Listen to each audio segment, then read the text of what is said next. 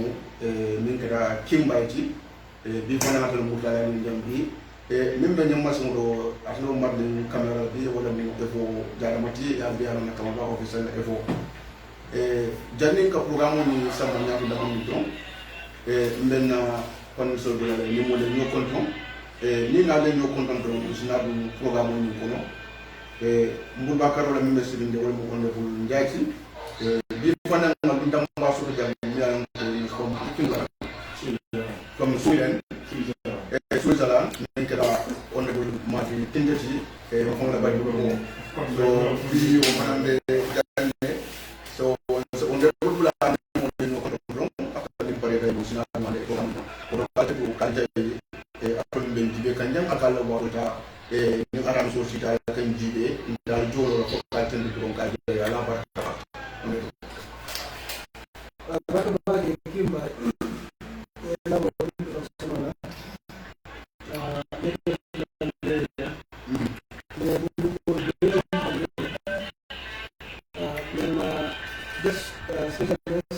bi programme mo min do tan ci ndi kon non ali camara ba ani adama sani adam ni wala je secrétaire na chama ñatom ko ani ya da ba jam ana no malon ko ga funne ko ala ni sambu ka da ani fa jallo ani bowol won la chama no man ke da moni wala bi le musani won la chama man ke da ba musa kamarati le ya continuo continuo dan ke konde ana no malam ko je jallo bu central le wat ya to ñaaro ko na bo won man ke ta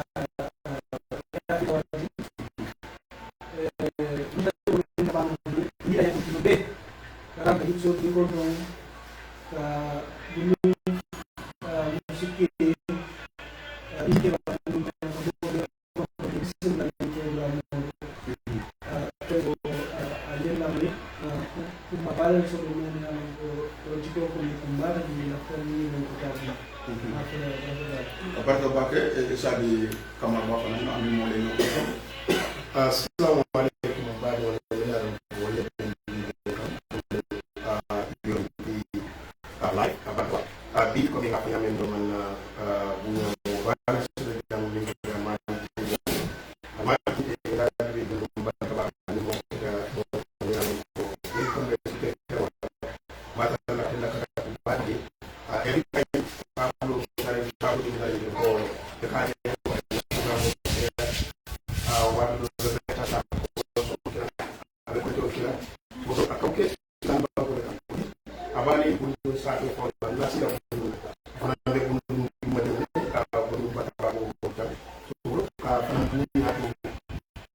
welcome. Kepada kami di Alaikum pada account dalam so mesti sehingga kita file kan saat ini boleh mesti kontrol buat gambar dia le ala nama ala yang continue ala pati struktur dia kan mungkin ala dan komite la ala musuh dia kontrol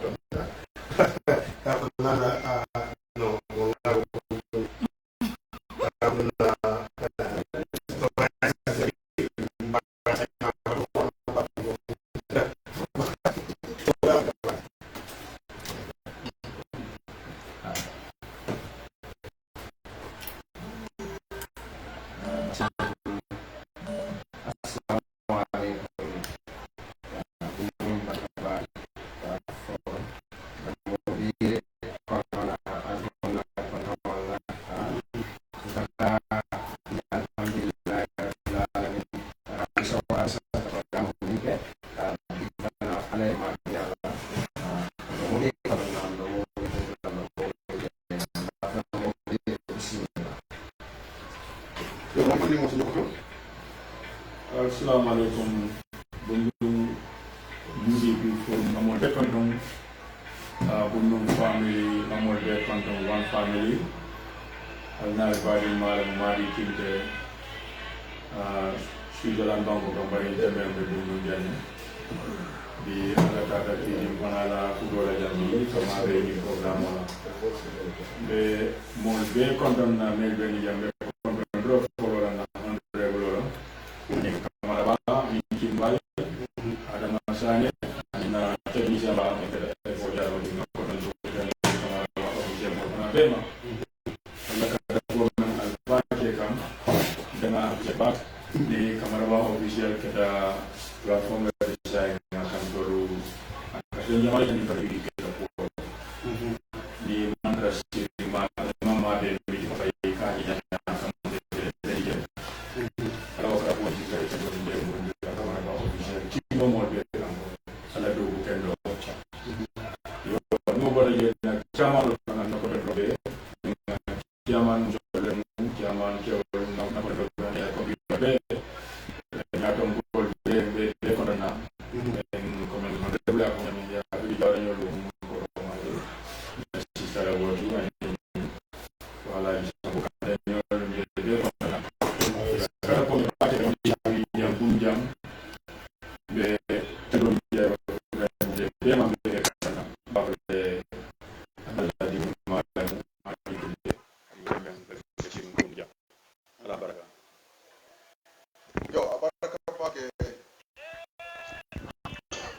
abaraka bake mari kinte ke konton ke tanto ke jayi ela mabe la jambi akatanya kontan fu bati kadu mombe an ko akatare no Switzerland banko kan aka programo nyimi an ka kamonito bi alana ta ke bi na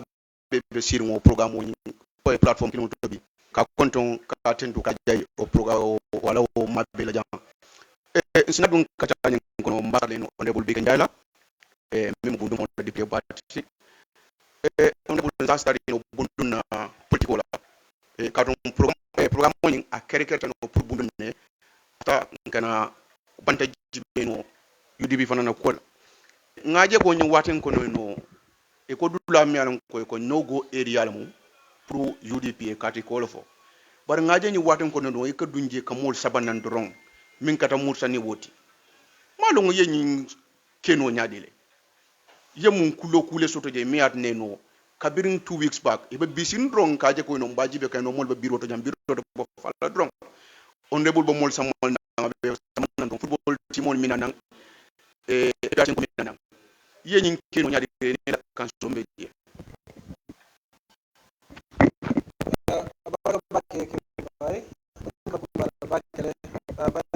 political indiko kamodu bonam political party dodo pour que samane la parti to pour que la parti yuru wani nyame yo parti yuru wando yake ni la to que la feta men ya ro e mantre la parti dodo yedu kan ini ye kachandi pour que hakilo su nyano nyame islamo la parti dodo nyame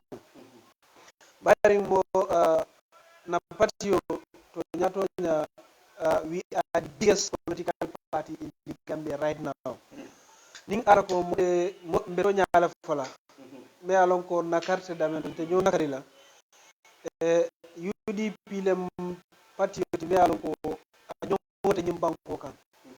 ning ko matelem parti sembe ma bati nyim banko kan doli bonno bari malafi komi ka wasu wala ani fana bundu jam fana dem parti sembe ma bati akadu di hakilo bakan ajibe bang na manke UDP e kapati jumalelje e kamam manke no bundu e hakilo dum dron so ronin ko mu UDP lem parti badi MPP e ko ye nyambodo ke no kilo da pare e ko no mo mi ye mo mo de suru ba dun ne no mo ko no ko bi ba mo se ni UDP be mo ke ani ko no da da no ba ko no wala ay tan yilla ko komi ko sabati komi parti sembe ma ko na manke UDP parti dolde be mi ko mande be lafta jijala janne be musol ke janne hani kulloto dum mol kan ya be ke janne bari muna muri sols wati ni yake ko moje so wayta dilal ko bundu mu UDP ni ko be do man ko jele fana me dal ko be jibla ko bari bundu be UDP le to mutani wot fana yini ngal murti du laaj murtani safa ko fana majority a be mu UDP le men ka wala ndi ko biri ya jande be jang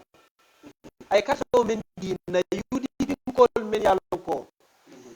man so register la ani ya ka mol men sama nan jang wanda ta ani ya mol men sama nan jang wolu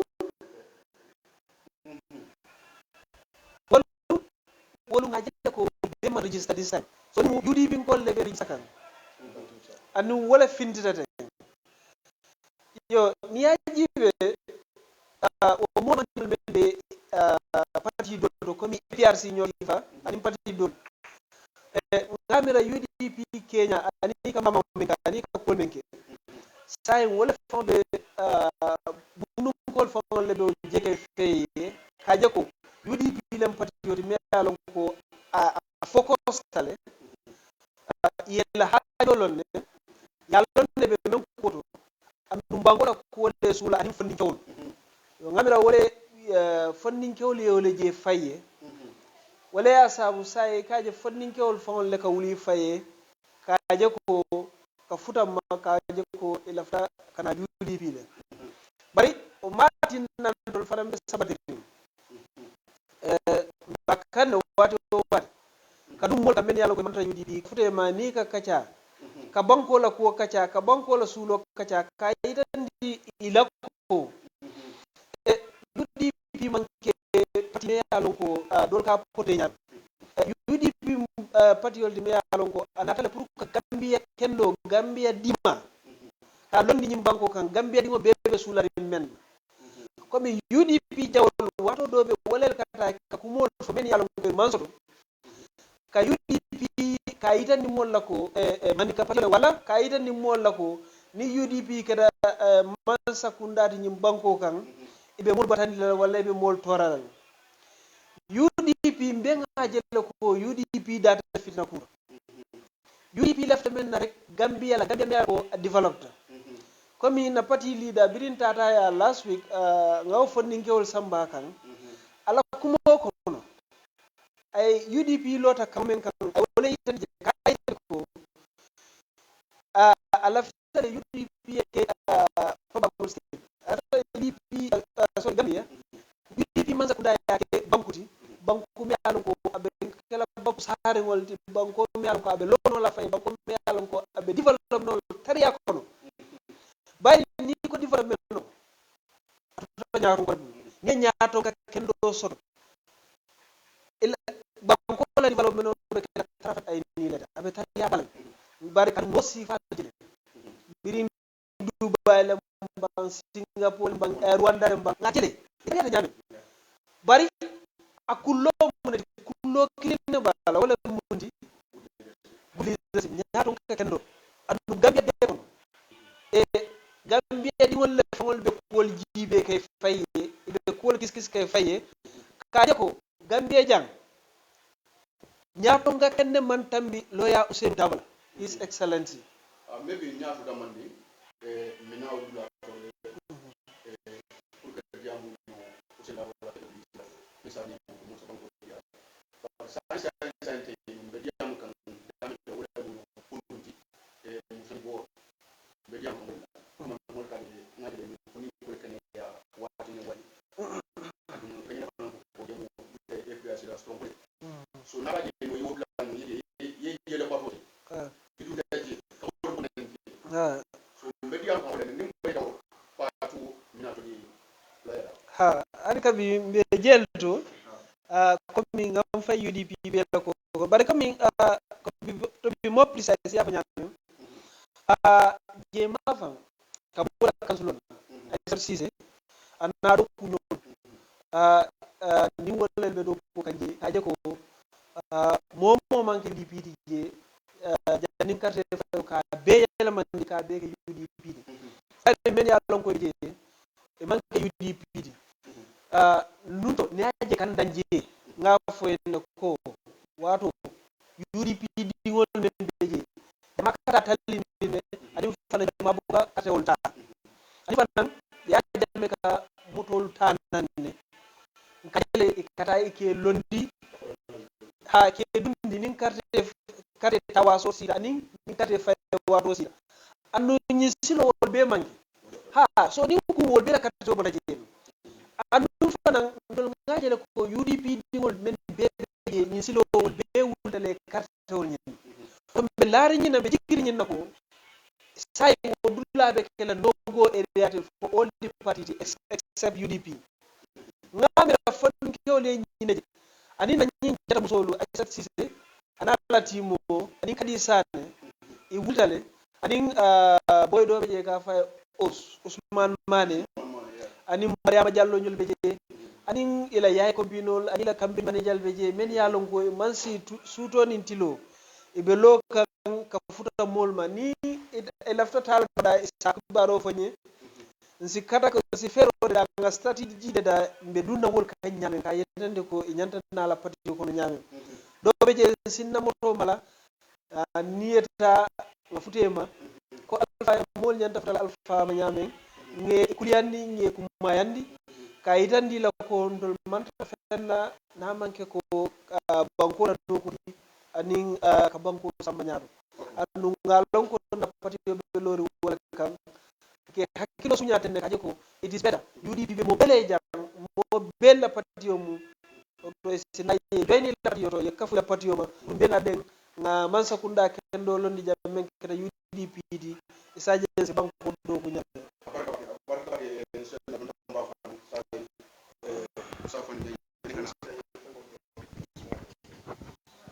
kana kamara ba insana lunta mbanyini ka menketa madi kindeti to madi abaraka ba ela mabbe bi platform nda konta wata ba barim be nyini kala min madi ite bota diaspora le no Switzerland banko kan ngaje ibon nang Switzerland kana banko kan jang kana carte nyini ko ngaje ko no ko diaspora ba carte fala ba at the end ina ra fo ko no diaspora carte fa so ale mu disappointment na soto no karola mana na diaspora man carte fay ani muna ne na carte nyini gambe banko kanja okay kimba ne la makamo le woto wo information e wo makamo ni ni karbe dara ba diaspora birin to nga ko chitanga ko to di ngalonko bringa minister finance ngala ko makamo mai ako diaspora la voters registration no nying ko do ni mo ala poni ye ko do ni député wol bulu ke ko do ma shot be do no lonko ni mo ni la député fengota ela voters kata so wala mo nyindi imari fero ke na so ne la voters kata bari ko ba jam evitala to abu be do registra je abe ko ata ko ala ni la kake bari malla fi kake bari ay adam baro yalo ne ko mol melbe tuba bankol kan gamenol ni mo cemere be ni mo tan sew be malla faata so mo tan sew be wol be fana manke UDP ngare bari mo tan sew be mo cemere si la tan sew malla fi adam baro so dalilo ye wala calculate ya lonko ni ta je o be kele to bul kansen wala bari majority mal pitola melbe tuba bankol kan so wala tin dal fana ko mo me yalon asoro be la ni anyati ya nyaso no e wakil tan ga register ande bu fana do mo le kono me yalon wakil tan na register taja so mbe wala tiro because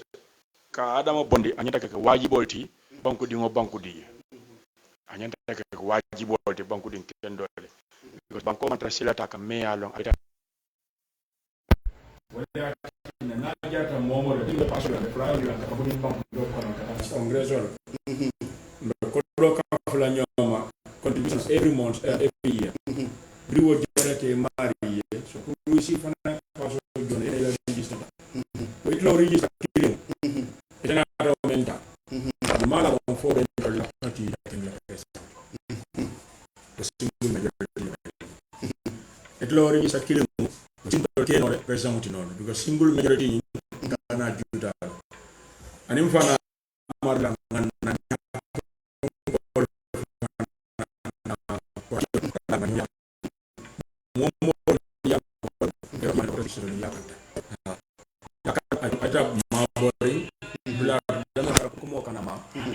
the federal level be for the campaign water more than a distance. Kanamaje, Matanga Fero, Manibonije, and the party Samba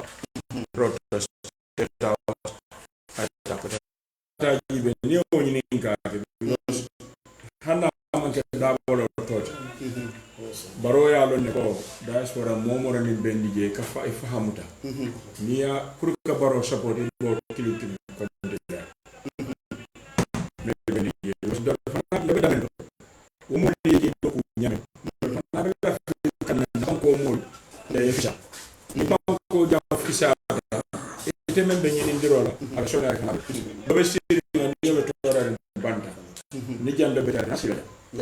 So Adam Baro yalon ne ko mol melbe banda NPP mol yalon ne ko mol melbe banda majority la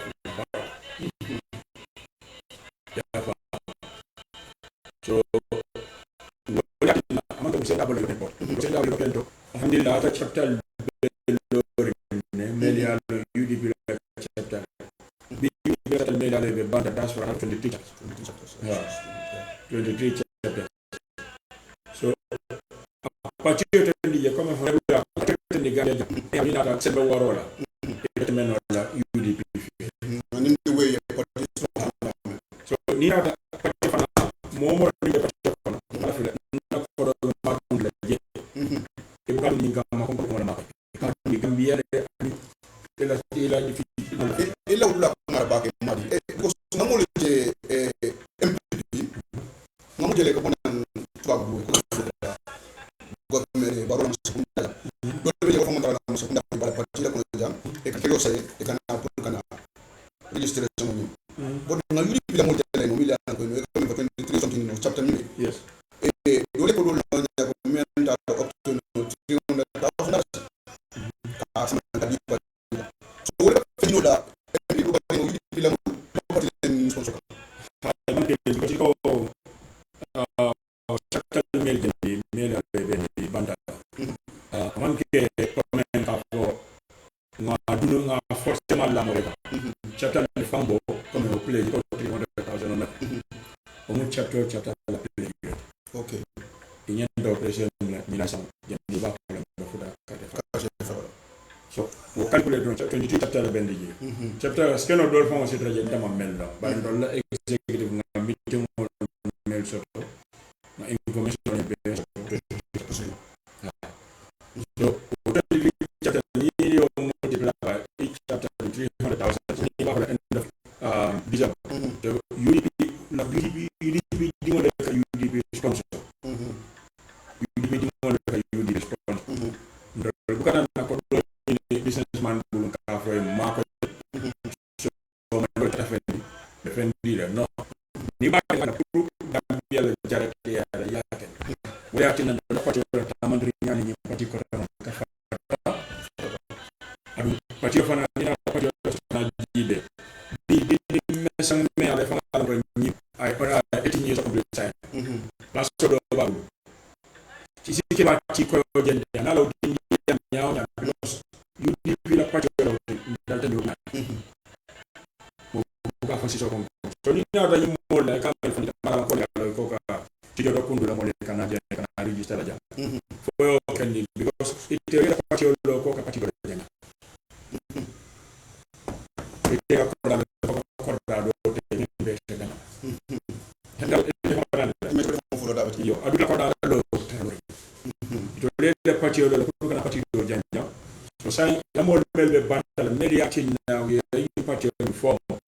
o mo ni media le na fi ya dundi adam baro ni UDP tema fo adam baro bo ta UDP keta problem mo tan UDP la nya ko da UDP ko tema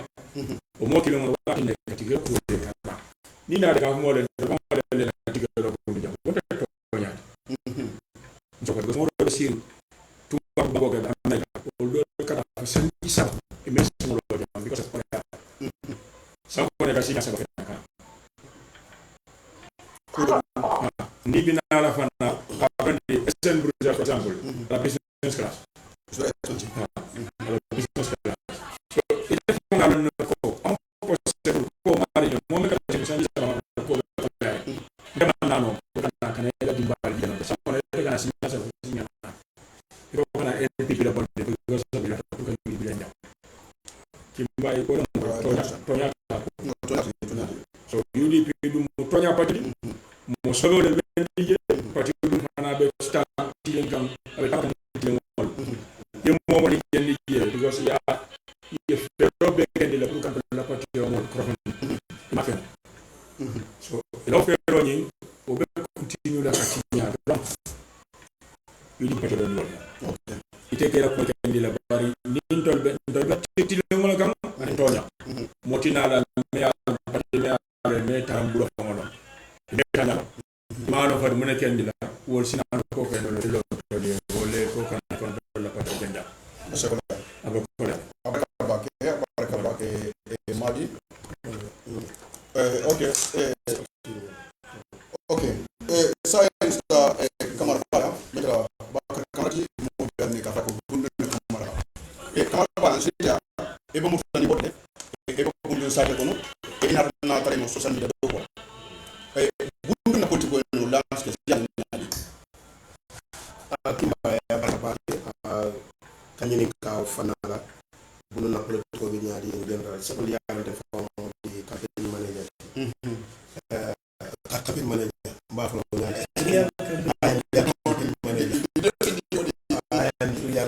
okay alors ko ba ke kan ni ba ko ñanta ko lo na ñanta ko fa lo na adi ko fa ni mo su ko la ko la aso na di tera no sai da di contende mo da di ko mo mi jama asamba sai ko ka di sai pala so ko le di ma ala ko ba to ko ba ale furu ni mo ko furu ci jaani ala ka do ya mo ba ci ja na fra temeto na je mo kende ba ko karo ne han ba ko banga na bi da am ci dinga ay kon ya mo ni ma le kon ala mo kendo le kon ta na ñu jama to kala na ta si ngam fang ko ci bo adi ko to na ta je ko to mo do ko jodo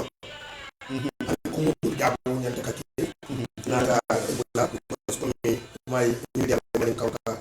fañan ci mi diam la ni ma wuri mo ka na voice sur la fa afroyan so te na kam fa la ani na kam fa ya me man dalina ya la kam fa sa mo foka ba foka ne bar man tra ka fa so ben na politique ko kono ko bi bu no ta ko kam ba on le ba ka jaay la na ko ya as di député be na jele me on na da jang kunu ma jele kabile on to jaay ko man di ya bina ci lu fat ñame mo da fa fe ñame adum politiko mo da ko be ñu ba ko ke ya bu on da be yuli da ala yuli wallahi be am ba ka jaay fe bo do ko ka adum bu la politiko ni ya ta ba ka jaay ma ka fe adum mo kam ni ma mo yuli da sen da bu fi ni ke la yuli ma ni ñaan ite be mi kero la UDP kon mi le ni yala ni ma ko se da bu fe ate kero ni ko no so na bu jam pour United Party I sign men di dali na mu da fe na jam ka ba be tan do ko ni ko di de ko ni ka fa ko do ko ami do la bari na mu da ñu fe le ta ita ko bu mu ko ma da on de bu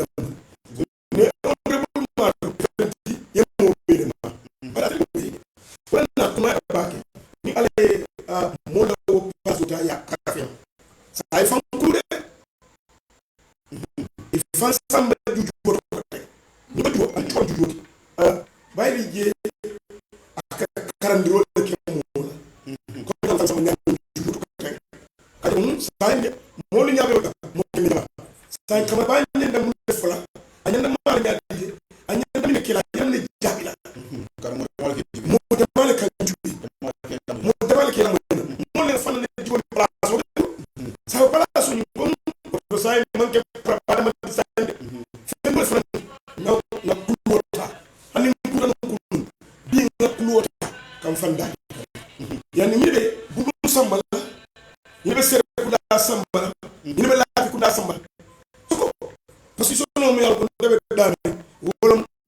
di campagne manager campagne manager ni rek la modi men soft mi yalla ko itele forka tambi sport itele mo moti min mon sata ite kala di dum ikati itele bi na ni no campagne manager mo malati wolom mo ikati même la ko la moy like memelo fo na jene do la tona la nyanya ala two weeks before 1 week before presentation ala campaign the statement no I have put it because let me stay also the campaign you know what you are there it is for your vote them so be mala so ni atina e campaign manager ni dajala comme il a eu ma campagne parti ko para kuma parti ko place kuma nyaadi amage ko ni ko campagne avec am nañ ko mo la so de ko la famille findi la famille est ni yakasila yakacha ale stratégie da l'état ya findi o stratégie bay ko tundu to sabu ko bi karité ma janna baro maro ni nyanda anin da ko nyanda tala kar mo le tan campagne manager min kallo e kamol ne e kamol parandi ite bi da kasre so la min to wala ko campagne manager wala nyanda ka foya ka tambi mbekka di am sak de sama la jam yeah ha ko karol mr kasam na de pot fage kili adu na de pati kili bari campagne manager da di ko bala hani ta fitna la la fitna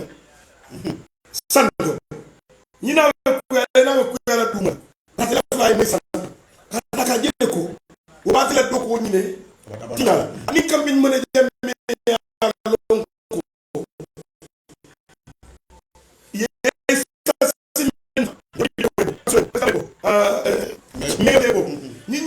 ni mambo ifel dale so jumale nyanda dun ne fauna bali mo kono ina tio yemin fi afalinda ifanta ikate ba kumbe kundu tamila ba fina ba fiko sarre nyama made bari woli sani te o mo iko nyama ade nyama made bari yemin ke muna ma do muliya woli ke so nyine tina kuma ba mo fon be ta kana kam mo tante mo kuma kan dima wala ka mo nat ani ke ya nyima ke fan present ni be mo kono ye fan di ye da ye ci salut ye mo mo mi yalla ko hani tam dañ maje tubabul balante nyinna abe do ko la tubabul ya tubabul balante na fo hani tel jam ikafuna reception ke jaw mo ke jaw bay bu keta kaliya mo reception ko be ko folo wala mo bi folo le tel kam mo le ko do mo le atela dublar ikoy ko ite ta mo kan mo nyande tele folo nyada jela ni de folo gele mo mun gela soti ko di tele bida mo tarre ko abe o nyaale ni mu coordinator ni mu chairman ti kabiri ye tola momon di ye kuli yeto bar to dori na dallo e kunto ko ka manager e ko e chairman e ko député e ko président e ko ti sa daji ko o mu daji ka dole ti ite mu munti kunu ye tola to men ne mu munti woto nyando jolo nan sai kabri koy ko itelo mol la coordinator coordinator nyata ay mol le sai mol le palaso mol la kambe ko so nyati na politiko yi bundu dal asa ke bal adum wala do mu ne mol na kay ila do ko kon yalla do ka fam fo kamara ba ko le di mo fa mo ya di ba ka di mo ba mo na mo ka ko ba mo na ti na mo ka ko ba ko ko man ko di mo ka fo pour ya fa ne ko ba ali bi nga fu di ma do ko ke ali ni patio 96 137,000 plus I also mon ka si patio ko ne grave ko ma carino fa ni mo se ya ala nyati misiri mo mi ya ko ini mi ka sal black ni bo le se ya ba ta Pakistan misiri mo me fa da ja na sa mo pa kala yemi mi de wala yo ba sa no Pakistan misiri mo da fa de me ka ko ande misiri pour le faire ka na ba ke al ngam ga ya no fe yu di de kuruna ko to be ta ko ya no ka da fo mo ko lafta mo le nati hani de babul ko action speaks louder than voice ida ma ko le ka mama wala ka wuri wala ma ko ko dina wuri e ko da bala jaato la mama mo ko le jaato si sabal ba ne bari ko ma be sabal na kala yu xam ni ke mo bi ya handi ya ko iba ko na le ko ya ko mo ko bari sabal mo munti mo ngara ko ni kan da do lu min folo min na pa biya lu min wala min la sama pa biya wala comme ni parti ni na argano il faut la ko wala place aussi bari no comme na place par ça il sabal ko la do wala ko si sabal sabal am place au fond na ni place de sifa sabal place ba sabal le ko la place de mo do place do mo fo de so ni te place ko fa e fi do le ko han say ko ko man ki ko si wilim de mo la fait comme que tout ni mbulu mu tan ko jam mais kadisa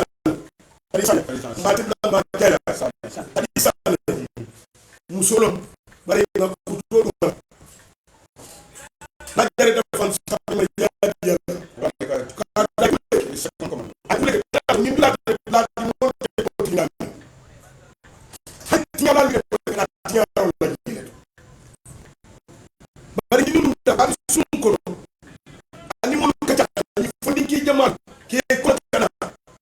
o som la jam sa be do ke Facebook parce que so na ka na ana mama mo ke ngai sina fe da fe ndo sa de na sina de ay sa be ko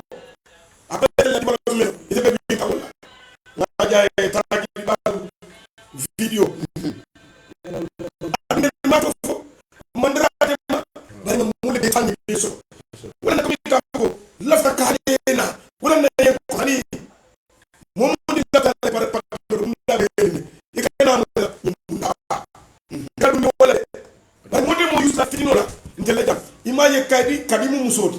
fen da bu nyaanya adunda jam ani ay sabi ko takki da nyola ma ko fi imam bari ki so fi binda de ko ta na san de bebe mo yu dara fa mo ne kuno mo kuno fo ko ni ko so ko te fa sana ta ba bi na nda le di fi na ko di la ti ya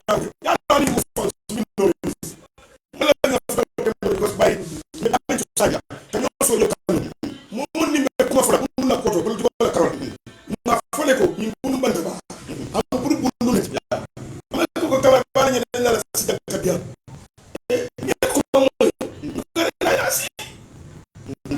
bari mon ka ko mon ta fo nyoma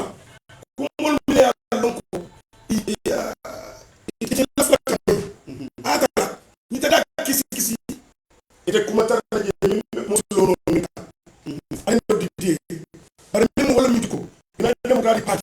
ko be do ko ni jambaki be do ko ni jambaki moy ñoo moy ani la kira amadi amen del mo foro bare mam nga ko la je ba di dade dama do jang ni mo si ñaan ni be ke kan di ko sude abani mu argana de koy judu da mo do la jang fan sa mo ko do on de bu jay nde kebe on de bu jay ten la men ti bi toli mo rom mu ke ila mo de tan o de ba de lori ate ko akole at nyaawo nyandi amban jitu bundum ko la carte wala ba jille ya sindi yes all right constitution of yes ni da ngala choose yes bele ben wala to bana ke mal ya ko do ya mun la dole ku no ana sanga o matine ko musa ana sanga o matine babu la dibidi ana for no ka for ya ke o don ni ko ni for mo to ite ko ati for ya de no problem adum bundu muso ni la ya ko bino le te na on de bulla na fu ko jore ngala ibe dawdan ding ibe nganya ibe lora kay ba ko ko de ligal ba ko ko ni baye isi ko do moy ibe ko ka de ko mu broche la wolu this is why we are very focused adum patio ga report mi so do bundu ndam alfal fa min bundu ndam wolbe do ko min ke ga betema e ka beta kun kanede alfa kendol mu bi tan wol bebe sondi ni nale ko ila politiko be menke kam bundu ye jang ikabe ta kan adu padi leadership yo le fana ofsa adu ani mo be parka wol fana wol ofsa ni net ali fala na ka bina jang kese min ku ata ko be avoid si fana tawe ya ko me busy me ni ba dawda ni be le ko jabe be dal ikata jeli adu me nga jele be dal control la matel la ba jela me mama la fana ko adi yakam bino ni ton ni fa bina famara jay fata jay mbatin la ba jela mba ni baral ni mu parti diyat ali ko do kelkira fayi ali mamam dol ke ni ka politiko ka kulin imari kunu politiko kulin da samba ko ni me yamira fenti je aflay tan ko ya kilimba yani mbadi ya be bundu soko san ko ali ba yudi ba ga ndamu ba yudi usen ndamu ba yudi la ndamu ba yudi ay ndamu ba yudi mo tabiro be ke kan yille odo bana bolle no fala ka pa ke fona ko may no bundu ko tan na ba ka yudi be ji ko so ko na ka ba gambia be kam wuri pola padi be wuri pola ba mo bundu ko la ni ya sama babi donc mega mo sabal e anata janne bundu ko le ni la député tamita ka sama fabiya bare bi padi la la to bundu ma fosa arma e ngade te mo ko na secrétaire e ni na fo ni do fo ni tamit fo ni to arma mo ko ka de ko mo yuri ganya okay assalamu alaikum kimbaye ina infection ak yaata ni paake da bon son ni kelu de be kato mi ke kam bundu jam han buye banta fa kato warta han ta fa bundu ka te ko sa no bu ka fa bari on se demande fon fon la carole nte kimbaye mbukasi otano mbuka busy baake ba sai kamar bala ambize ningi ta do ko la ba ka mo dina kamar ba officier ba o fam ala tentul dunta mo jama bal kan ye kunindi politiko Kenya nun tam mo jama balle kan fay ka fa ñan musol da mal la fintinde waaw muso ko no business musol ba alhamdulillah ñom fondintel fana dul fana bigi bo sifal la kataka bundum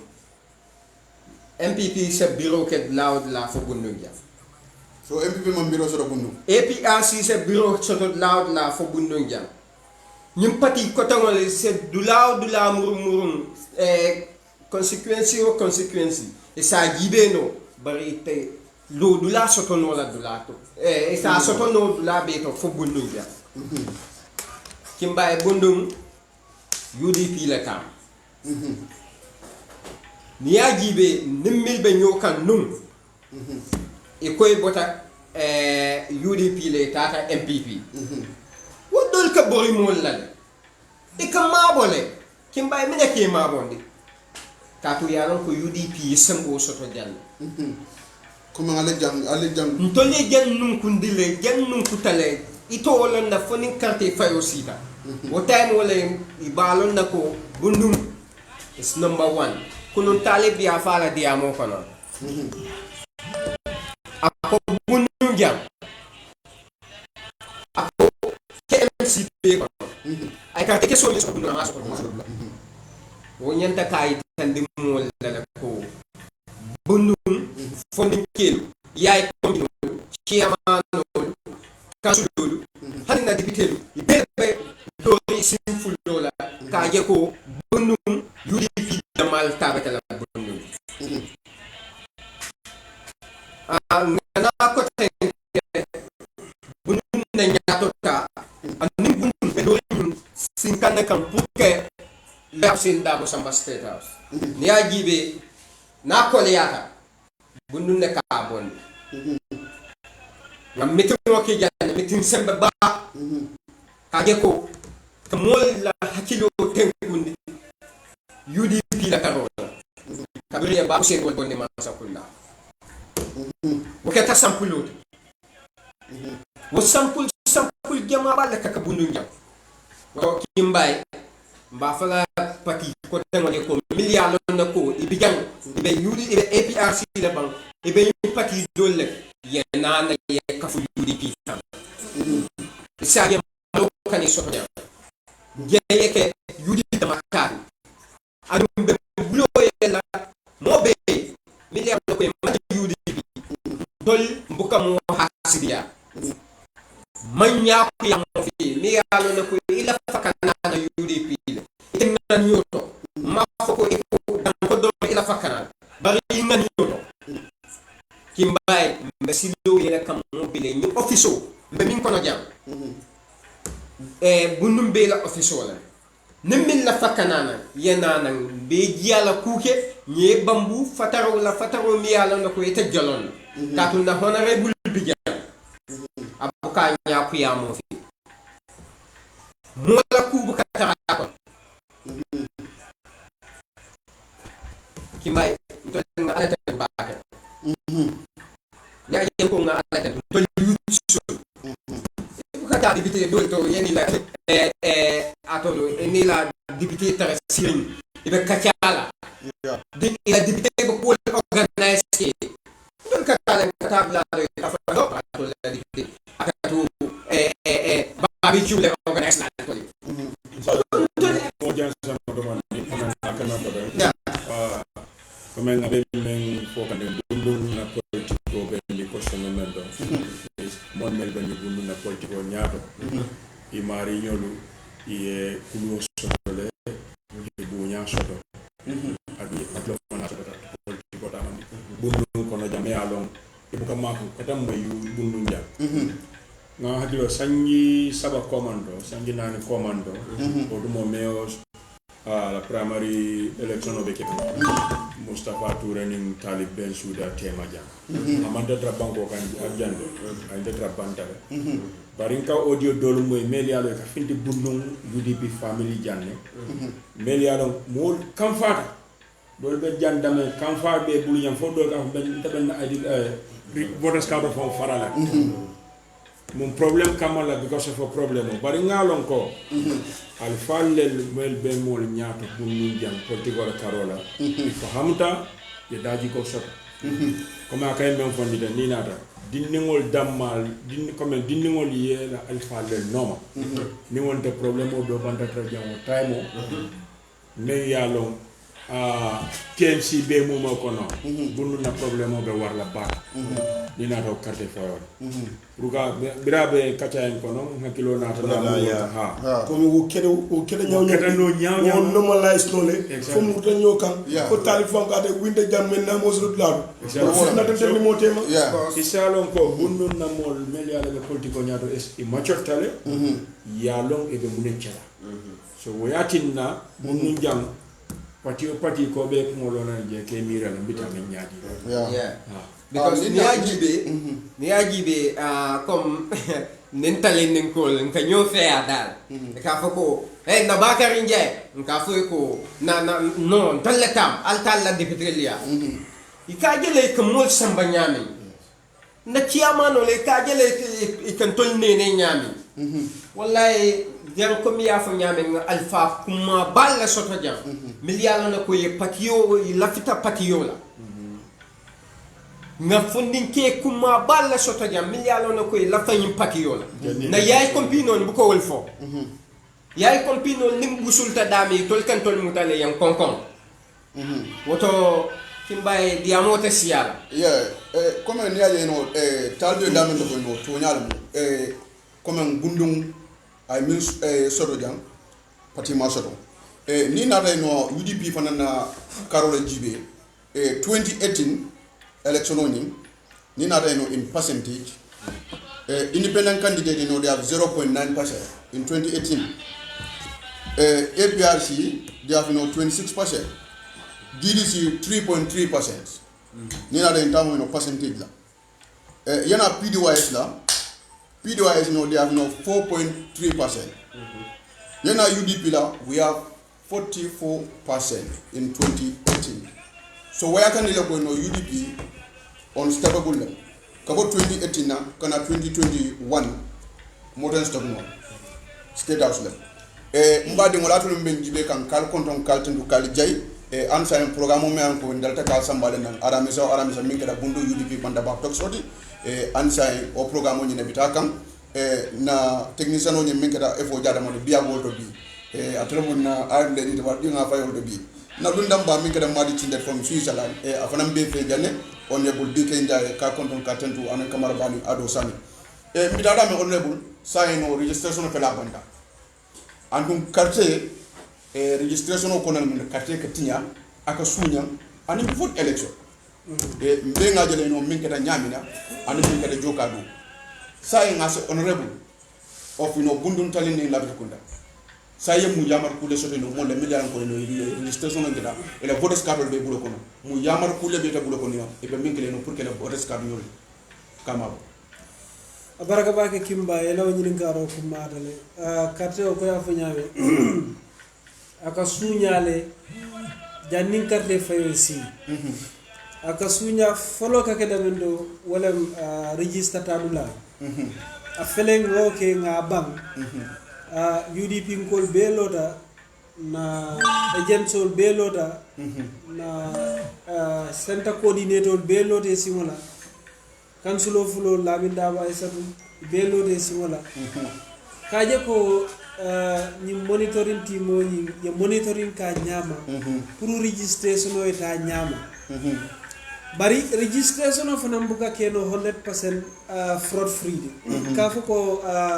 ku dolte keno la ji bari na jikobe jele ko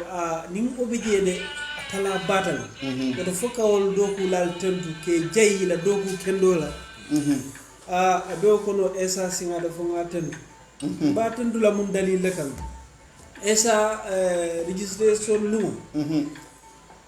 abanta lu men dimaso ala yake dibide mu yendol ki tregle la basel bari ayen kolle kaidan dinako be fero bekelan pour kaje ko momo be alon ko be sasare ani ala timoyi kaje ko ani momo mantano momo man kaydo zone kata mol fawol no make forcé pour yete register ndeja nyawnya yo lo ku ñimmaken koma janne woto foke tenduke jayi wala ani almame jede ka nga fa ani almame jede ani modu harawalle na wor chamano lamin damu ba kono le lamin jata checks murtani woda ba kono le ay san fo be kono le ay set cisse adodum fenk adodum sa ani na secretary ni secretary kudoni bohol won lamin something na keta lamin keta ñol be ba kono lamin le keta ya do ko mo bale fadi ñol ba kono le ay do ko bale ani mo ko tamol bore fokke be tendu dom ke jeyi moy men ke do sam oto say mentu je kimbal wala mundi wala ka kata na carte o ngi mama momo e carte o ta carte fayran kayto a manke ID card carte fayran kayto a manke kayti be men sambala bangete la ko dota carte fayran kayto carte fayran be jama be sa ko bi diwol ye la carte o ta ma bu ko duma mo ta so la dem ni ba fi dum ya di la alfa ya ma bu la ko duma isaje mo kana lo ka carte fay ngani be kala mu dari nyin nako ani ku ya warra ko man sakunda la mol ibe fero bele ke kan pour ka je ko ye mol register da ko hanni arre man ke be ngoti ye fay to bari ilaftal nyame wasro nyame wodo iko ibe fero mun kudol le wulini kan sa pour ka carte wala sam ke sam woto mbe UDP ɗimo ɓe danla mbe UDP alpha ɓe danila ye la kartewol ta ye muta ye maabo ila kunewol kono ye dalu sorom aɓe kala ni kuya baɗi walla bala faɓe warla bañi ñañin bata men beke ñañin doko men beke carte fayo e si molu man carte o fayi ngalonde ko gammenol silande kuwol tambita wala ngalon ko say gammenol mote nene lola bor fakka moli lafa yarol la ke lafa yarol mun kamma pour nin ayatara ko ilate la dindi wala nyaaw nyarandi ila ala carte o mute bulu ya mabo wala sefta beti bayri ñunu isi ko be kenu ni yalon ko ite kebal sodo nola isi fonninkewol nomanole ka foy ko mbadu nga ñing ko di dan kam dila yete andu ñiral mu kuwalti men yalon ko carte o ka tapale yano damendo carte o ka suñano damendo bari ngalon ko gambenol kunintan ete sonnala woto foka yo ñoya marle men sikeno wala ñindi ko mbenga hakkiloto kabo jang kata carte fay wato ganna carte kay fay kaytol kanta nge be mutaku kana som moyenke jomati kana ka fonye ko abenna carte o sanne bulu wo mu joy yalati be pare nendirolen e kete mari len nen andum deputy party leader yafa ako moli ye hakilo bari ñina foko niya momo la carte o sebulu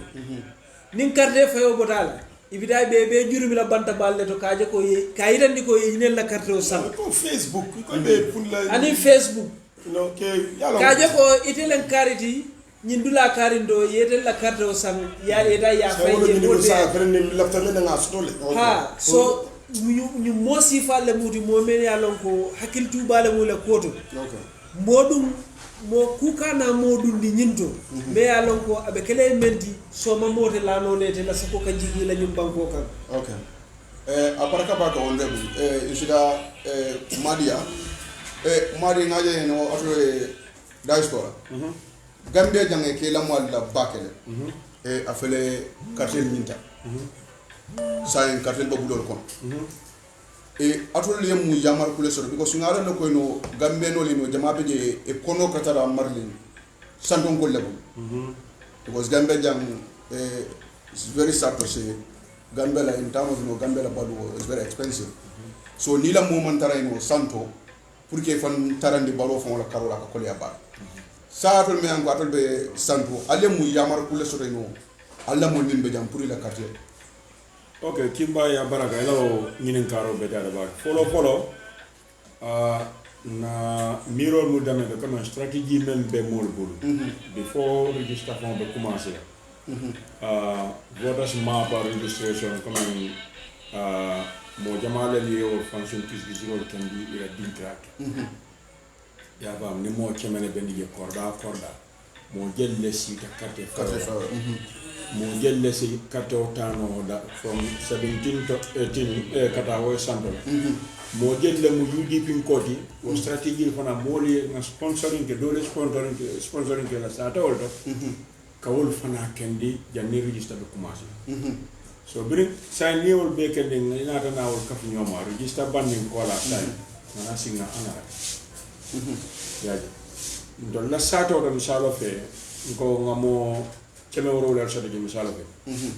bari ngamo keme woro la soto wala keme lu tanse wala soto me ala 100% wala mu UDP yaji sa ni carte of fighter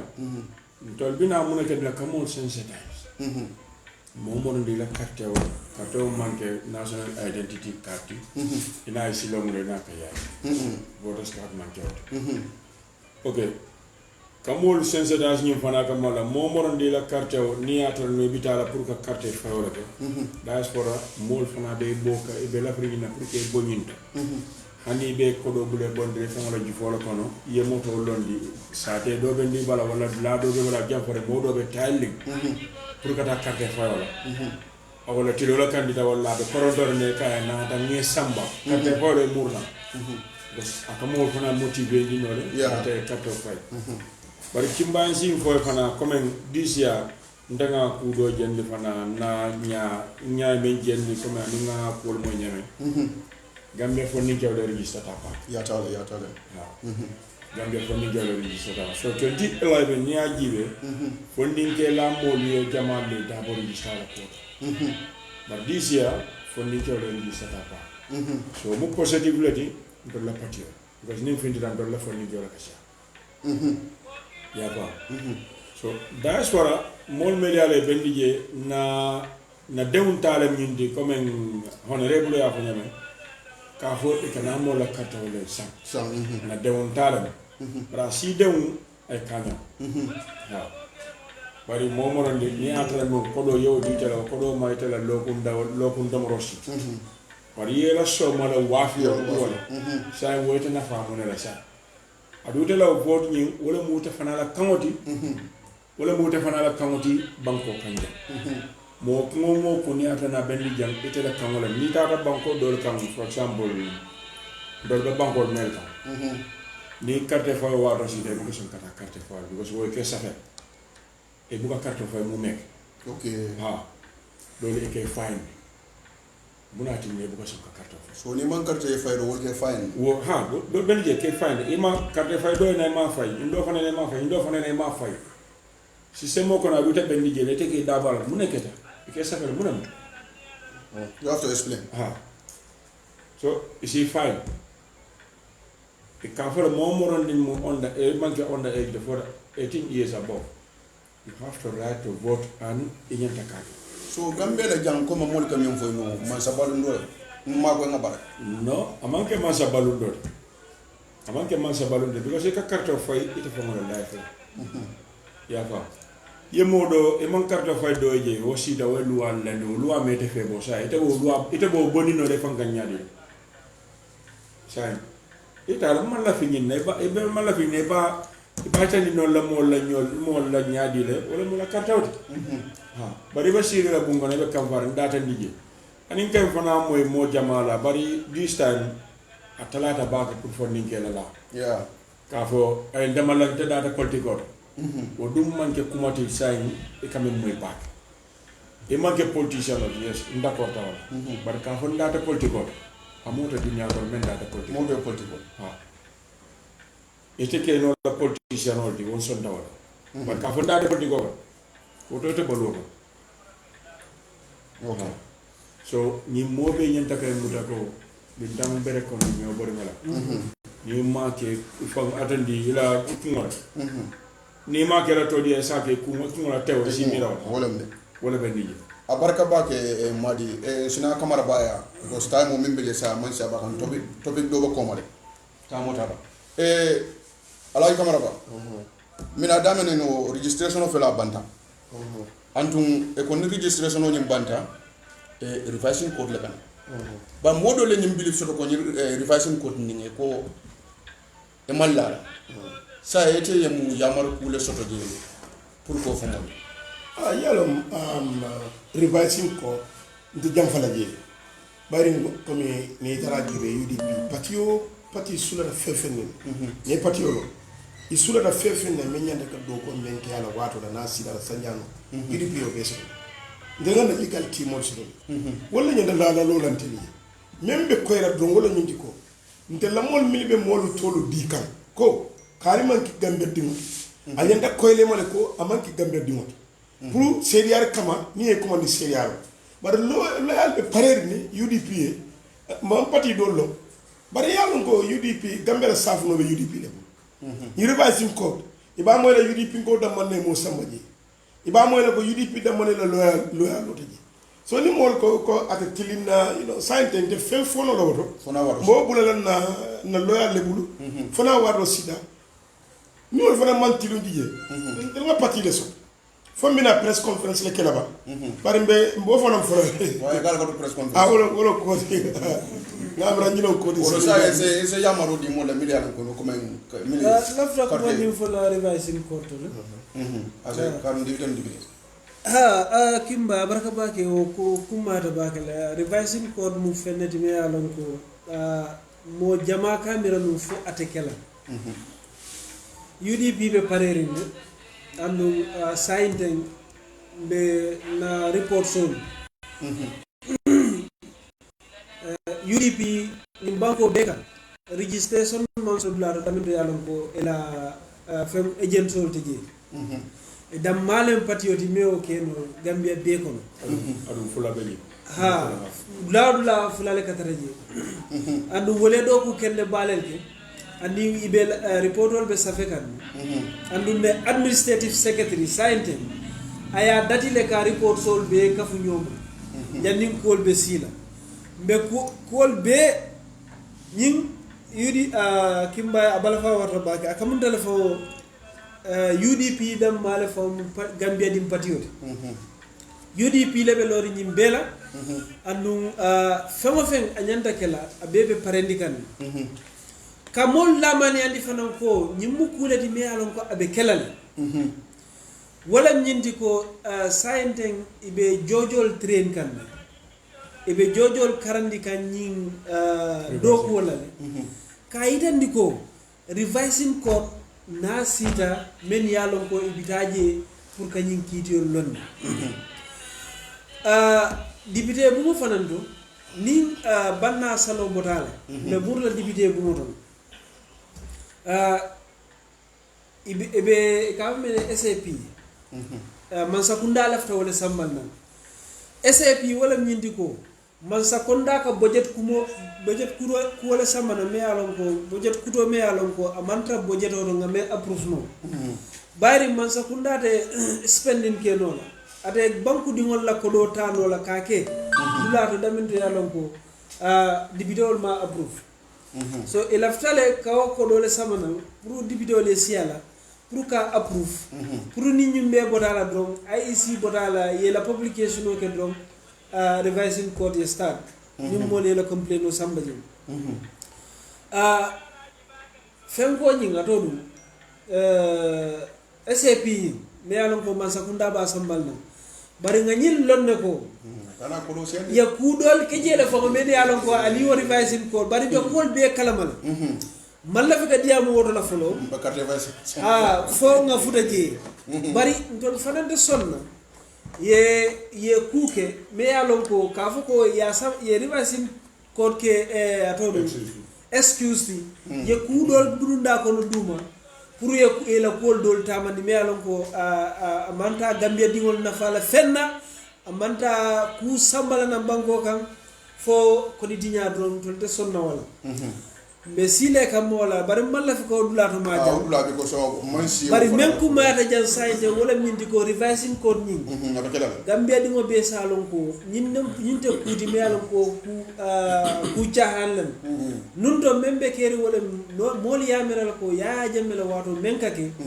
revising code ku bu ko je mo bu kallo no ko wala wo sikeno la bitilo gambia ko no te keno akwanyin ku sobelam be lori nga ko wala anum bajela ko momo yalan ko daten na carte fayoto loi ba be to jenken la jele da bonu la jele ka fay nyamo ko yo baraka bake adama sane financial advice dama ni fe jani kana last topic because time okay mbe demanding fay la ñin kumo kan UDP just la to ya patio do ñanta ka UDP jo UDP ye do ko minke ni vote scad ñino kono pati tije mi yake wallahi nin IAC fam IAC ñanta ka certificate di UDP la katu ya traile ka je ko loi min fo itamata walla mol min ka fo ko e ko black kamara on ka black do kakar bag yalo na ko jall ana bag ci wala muso black do dia ban ni lu mena Mr. Halina fa fi wa duja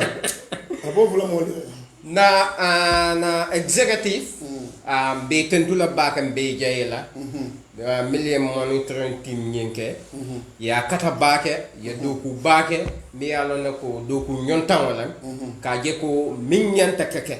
ya wala ke ibrahima nala mo so be tentula wala be jayela ka mo be jay mi yalo na ko millier la moto yuso milka mol try ki convince ka fo ko altale carte ñini be tentula be jayla barki mbay ñinan nga kuje ñala nana moje ñinan bible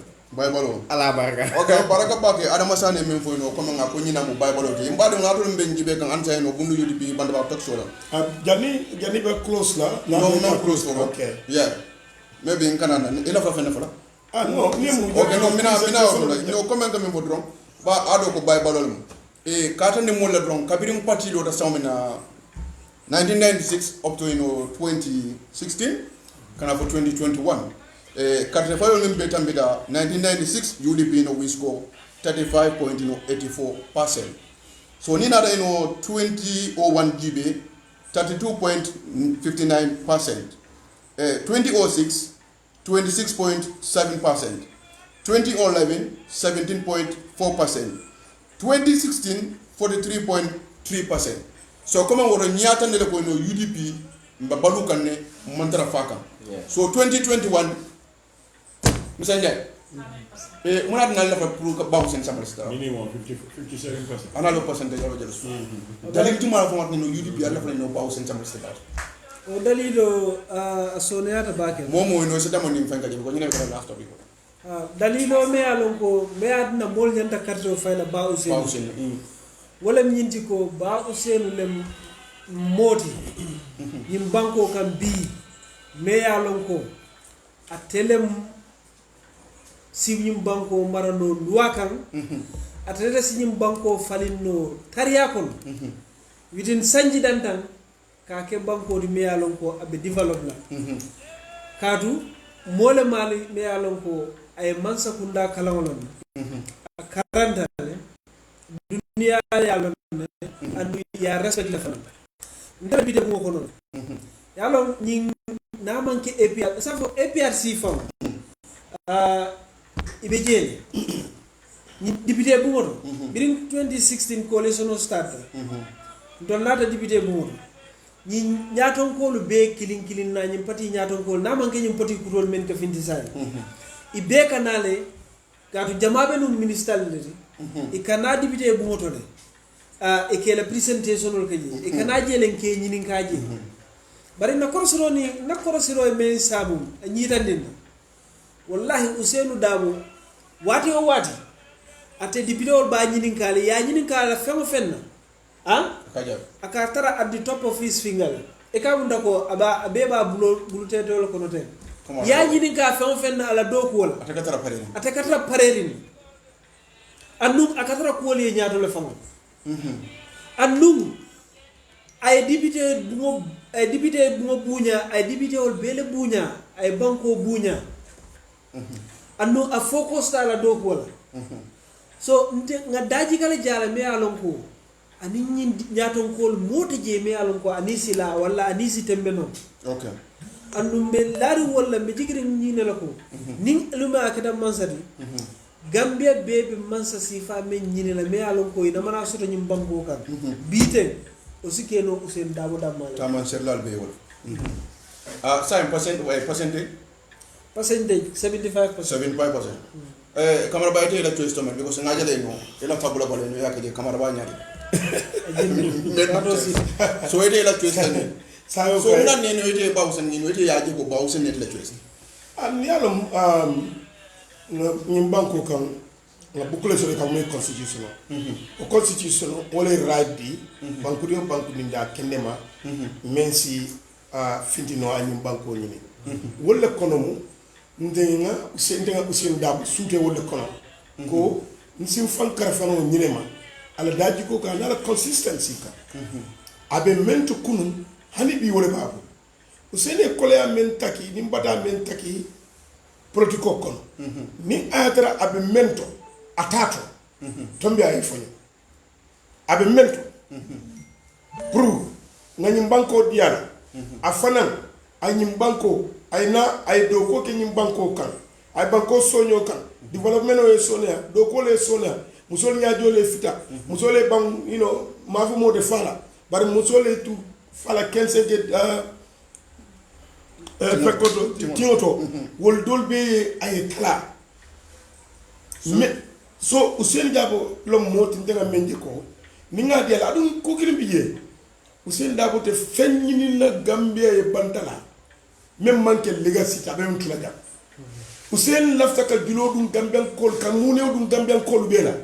nyaadi mararo tanya nyimato pour na de botaji ite min bina sama mol sama ga hanide nyimboka kijande abe mol nyininde abe siloli tan la kar mu ne ono useni la da loi la hali ya jamela loi kurul be laari je nyawnya afambe koy abe sonda la ko loi kurul no bara bu nyaale because of loi kurul no nyawnya bara loi la mo di ni sulo den ndara ya furna simon danyoka na understand ko saite ye max dunin ya ko ñu woni le côté adum ya ay tandi ko sign côté forcé non pour kadu nga mentar Ousseynou Boudou wolo ñinti ko ate fongo kango dile ala officer to bi wala kabo samala kata e de gëna UDP fe de ni be duna ji ni ma maxo société sénégal ni man maxo dum ide sénégal ala officer Ousseynou Fatou ma fa al mol ñu ni na comme yalla won na dara ji ni fondi ko jur mo dara ji ñawña yalla be sewori yo sama ni eta ya jube ni mo fulal ni maxo na Ousseynou wolle be dunna so Ousseynou loi colette ñawñandi ni anat na do ate ka buña al loi buña ni yo ke doron imagine président mo daji ko be saferin anyina banko tamon la menna abe constitution ko wodo ni bula do ma na juma be juma tonya na yirwati na ba muna banko la na fulo be tinyala ba mo banko la hakom dingol la hakom mundi fada dile so nyine yatina sonda ko ningan fandi Ousseynou Dabola ninga na carte di Ousseynou Dabola abe kila wo moti mi an lonko abe jikol ma fala abe silo wala nanje pour man saké kendol yeso do nyim banko how many percent no on te bagala fi nga ta percentage to I just do my politics at the end of the day. No problem. But now we're gonna score a convincing percentage. No problem. Madikinde. Say muna ne lafte no kuma nga ba Ousseynou Dami. No woto kimbay ka ba Ousseynou Samba State House. Ani ni mira la manku do sa fa janne fo fanota. Ka ja fon be nan nga beke wala monro wadi fulam sa fo nga bata ta ban. Ndaban no. Because follow traitement même be mol ñaato bi a campagne ke Ousainou Darboe collision avec collision no ñaato ñaawña bara campagne ke Ousainou Darboe le tola lo ta banta ba to ñaaje mole wura no ma fa Ousainou Darboe nga kendi wo ke bañi laaj Ousainou man kuto men bala ite mello e kawale fono ite mello e kawale fono ayin tamo men ke European to airport o dol ta fudata je e ko biriyel airport o lo dol ka ko biriyel airport o lo ina mana bendo lir sifa jandi je amanke comme mola siag bari ye style sifa mel jandi je mol ka kenda ka nyame ko ina mana sifa jandi je ke bare o dol ka ko ni mon munati comme mo mola mo nyindi ni ko ni mun na parti leader ati yaje ka dol moy la ala hakilo tu nyinto ha ikali ya mari ala hakilo tu nyinto manke gamnan ko no tuba bolam ala hakilo tu nyinto ye silo do muta police do silo do muta Spain la sia sato do no ka je ko dari jeida e bota train station o to nyanda kata hotel o damendo police la ta kuru ay tani damde kana silo nyumbulo e makeno be security lo nyawnya wol fonkalo le ka jibero ke ni mum mo fasonnete ni mum mo fasonnete ini ina si tilo mi mo la sotra ka ita mo la be mo ka jafe ita mo la be mo la kuma fo so a manku don sa fo janna fo nga pare ndaban no la so pour ko samba state house nga do samba je wona manam si office kono hani honorable wala ngi secretary ya atani ala secretary fa do ko menna te na mono si faatu masa ko ndako ani mo do ko ke gambe ko le fon yi ni tade yo bulan je kamu da ko dole be o sam ko dole be mo la findi latela ati am kawla mira of course bari gambia bukata mo nyama nyaton kaya bukata ya ala Ousainou mankuto kimba ni mbela ko mo fonda Gambia jang mo morondi nyaton katendi jang bi politika party nyaton katendi jang bi mankuto mem bala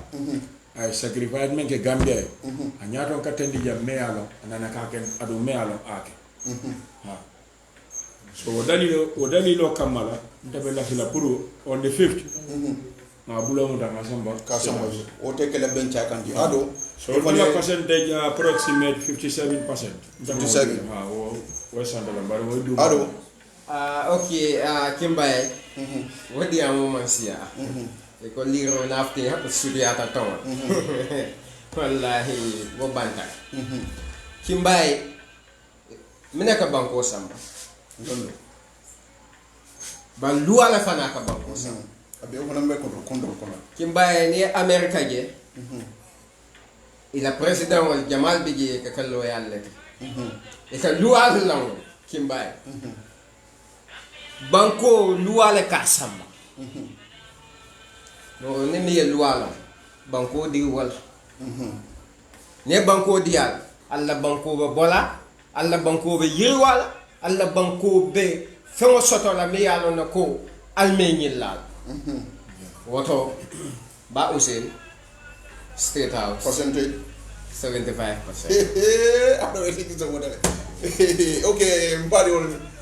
atulum ben jibe kanjam ansa no banta ba stop so ni menu kullundi janning ka programme ni close be nga presentation do le soto jang bari camara ba atel ka presentation ni kala asafu mo le ko no mon presentation si fa nga ni mina ba camara tamu ritaso yo Kimbaye abay papake ma ba fon ko tanga ma do lo ni gañe ni fon ñaba am vérité par alhamdulillah ndara tindula yir wala fan nata ndo ku ñom baade mo men keta madi kinteti a tele ka camara ba official follow comme aya fo ñame anata je ko ay fendo soto akonye ko fending ndara tare ko femba ko mu fembalati ala sokono fudara je ala sise kundanko we da samo de danye ni kabin fisale ndela wala madamo so en jaakun anala dimba biya numero so kachata anada dum kono ay bago yelena anata ngamela lajile social media ngamel bondi je mo yalon ko atelier hand over pour nga kafu camaraba officiel la kan sembentuya yara wadu dolla nka mem foyelom ni koke camaraba imani bodol sanga wara yasum fennela wo akun kilona wo man jare ka dante bari ye fe fenninke ka political support wo ndefan ko fonsi ko si fal yitandi wo manke ko comme kala keba ya li fona ya bari ya ke meye no ba fona barajo dole bije kala dole fanan ke ya ka wala ya ka sa ke so kamala ni manke madila camaraba official support foloti ay la laptop mo be bulo kono madile wo fanan sang camaraba officiel ne kilo bala kabrin congress wala na congress o mba use kana start wolto okay I way ma ko baki nataje dole en photocopy fam fo fana yake alhamdulillah nga no fanan soto man na dawo fanan na ni wate ni camaraba officiel findida abe nye santol to don mari be ana be grada ci wile kinati face à final assez credit demi kay ko France ko ala ko wati adon ak share ka ko ko sodi ani mo ka ka semu ya ne ko wato ko kay ko la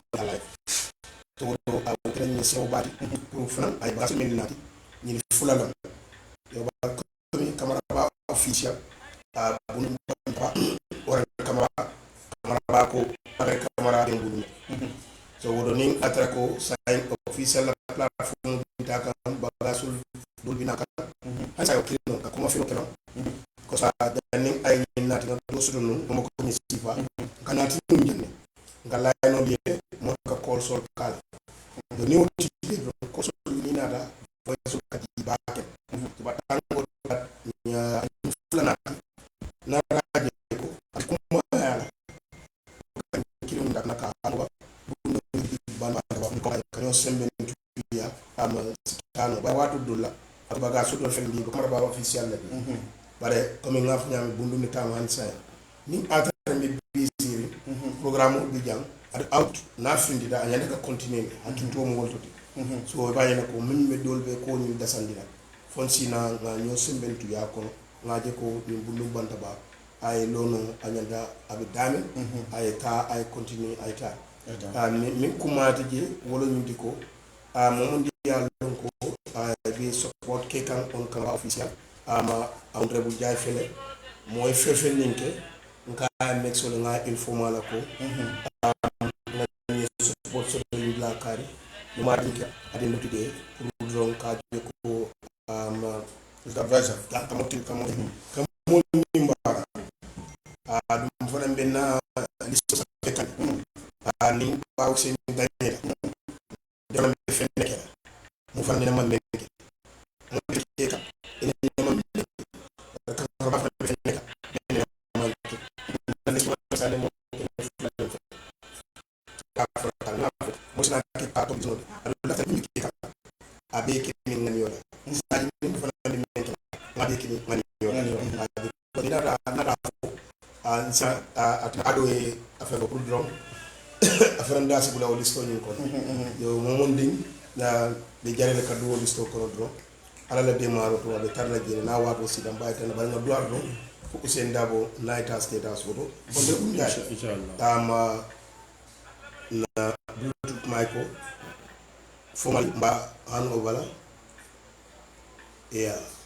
on de bubakar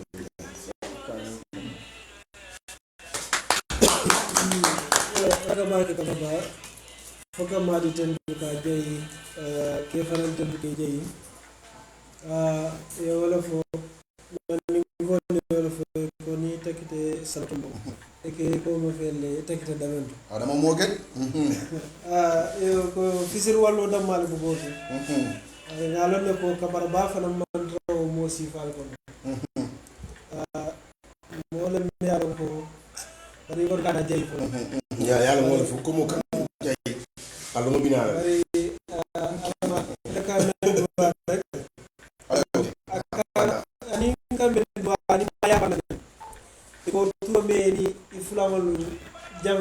jamfa ni ñoti kana li ana turo kundu ande bo damara fula sai kamara baye turo me ni fulawon jamfa ni jola jamfa ni fulawon o turo ñing abulaji kana kundu de adama wala kundu ande bo damara fula sai nga foy ko yeme muta amuta jede ya muta daminta muta je ibe menkal continue wala do onto bul nyaay ngamra ngannaw do fana fintindi ngaitande foy ko nyaade bebe de yada bebe yudi be ila doko ko le madi min be sama ne be yo fo ka madi fanan tendu ka jeyi abara ba bundu ko kono madi fanan bugatu jeyi mole me alon ko foka tendu ka jeyi yalo e malo mo sawarlim bala ma fanandi ala banko kanu banko din kende amanyina ala banko malam fali ya kala mutala ba madi boda jan sign registration mina start do madi boda jan bari a murta nanni andu registration on is 40 days so a murta nanni jani registration e bank kaje ko ay register andu ate boda jan do ala flight ala wat murwato asida don oni registration la starting few days lebete bari amo baduna tata ndefa mamira num karsina bari nyemune yitan wala banku din kano yo ananyol men bebe je da fule ko be yakala ka tendu ka jayi badi ngol damal ka nyinke yalom dambe be santal ko badi bulen university political university be badi bulen man na mamo jaman da gam yalo alfane ku almamo fane kule ke wono be yalo ko mulle torde no almamo ro ko kis kan mo ni mena banda kana ko bari kawaro baraka bake kimbaye yo ela fra anza mambande amam bam UDP ngol la bunya alhamdulillah ngala tentu baki UDP manke fise walle kafuti UDP ngolu nkata funga futa state to komi mimmo ko kamara babu kapata hanide UDP ngol la tinna mbo kapata bayri mosu soto aye telephone amam fen soto be min dile la koy ko kamara ba ngami sababo dila pour ye tanka e tobe mo bu nyame o ye kanule de kanyu wirdi warani be dunna mo ko kanyinke warani be la kanyinke so ngaji ko wo ni million bobu lelo bo la dilen adunde la haji fana bu kam malu UDP ko nyala bi man kunu londe de la hajo bu kam malu UDP ko nyala bi parti leader dimma ita mo la montan dabo nga fam ko atana nu Olivier la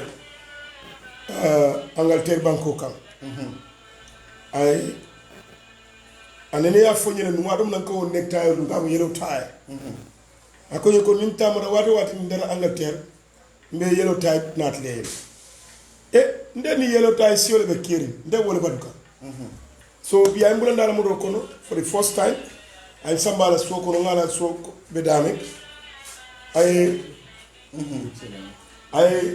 fewbe ni mu latest bi na koso wala français da usen da wala koso ko ndey ko so jam akuta malum pal ni manke jara tema koso umuka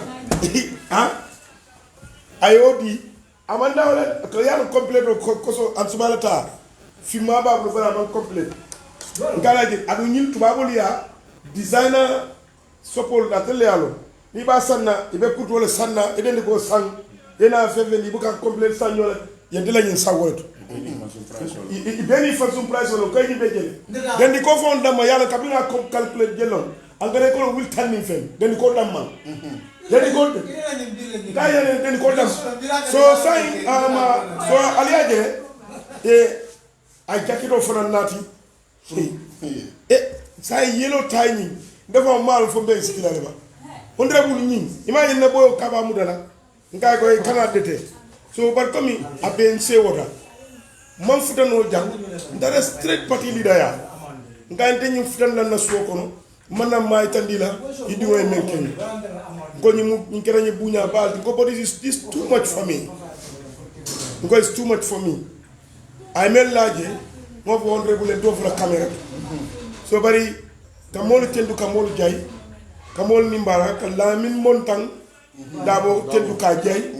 ka nimbara amun da yudi pinkol san jani jadre sa woni ko te pare albe alon watta be dole simisol dina dole kosol dina de so it's like you know itel dem parendika so honorable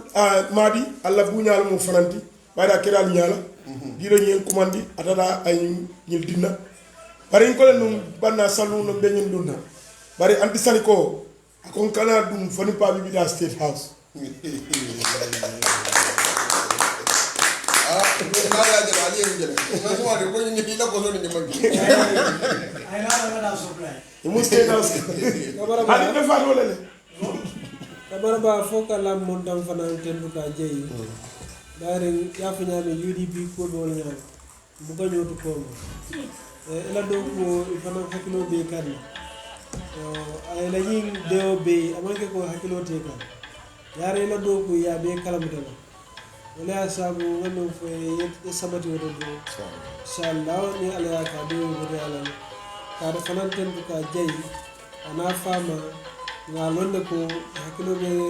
UDP ko kan hakilo be jambe kan wala sabu ngalonde ko ni wa carte dia fama ala ka ke president di jam abe kala president nyen daw di jam bari birabe foreign minister gambia ni banko be ku ya ay be sundu birata da vice president ay man sakunda be ragle na kira president gambia ragle banda to 2021 am ko di sen be ngar na carte sigal ngadi na dabo ay gambia kendo di ala ba yo ala baraka bake ke mali tentu ka jay atina ka nyine bi anin ko la nyabu bako kono ka pati di dafa ndi ko konto no Mr Dabo ko fana konto ka tentu atani ndi aba kur kamar baye nindu ni be dabo sama las jara fu do yo bi min banye platform ni do jam honorable Bakary Ndiaye Bakary Camara non asino Camara ba Adama Sane anim mali cinde from Switzerland anim efo jadama atram technicien du bi ke jibe dal konton ke tendu ke jay al joran temburu foka tendu dron